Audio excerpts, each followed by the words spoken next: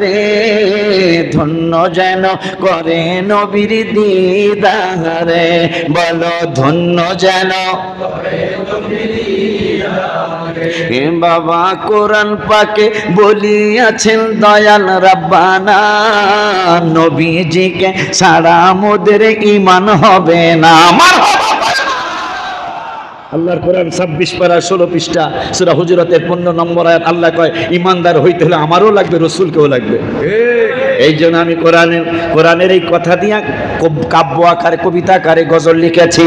কোরআন পাকে 26 পারায় বলছেন রাব্বানা, কোরআন পাকে 26 পারায় বলছেন রাব্বানা, নবীজিকে ছাড়া মোদের ঈমান হবে না।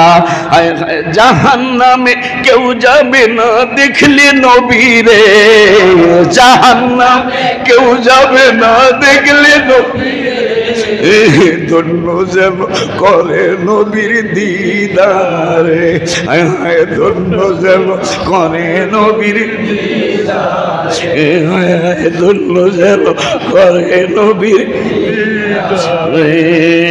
কোরআন পাকে বলিয়াছেন দয়াল রাব্বানা, নবীজিকে ছাড়া মোদের ঈমান হবে না। হায় হায় জাহান্নামে কেউ যাবে না দেখলে নবীরে, জাহান্নামে কেউ যাবে না দেখলে নবী, ধন্য যেন করে নবীর দিদারে, ধন্য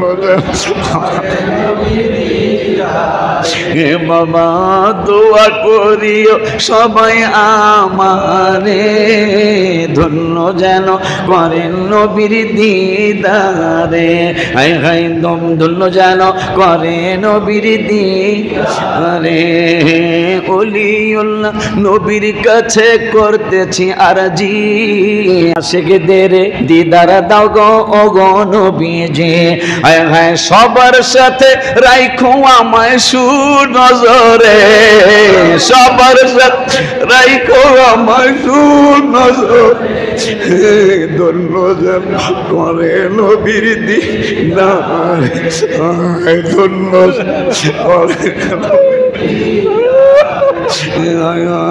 দোয়া করিও সবাই আমারে, ধন্য যেন করে নবীর দিদারে। কেন আলতাফুর রহমান আজহারি বলল ইন্তজার ইয়া রাসূলুল্লাহ আপনার দিদারের জন্য? কেন?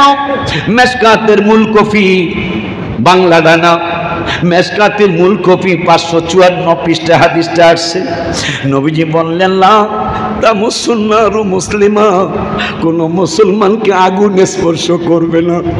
রানী আমি রাসূলের দেখলে, এরপরে নবী বললেন আমি জানি তোরা সবাই আমারে দেখবি না, সবাই আমার দিদার পাবি না, তবে আমার দিদার পাওয়ার বড় বড় পাগল পৃথিবীতে থাকবে।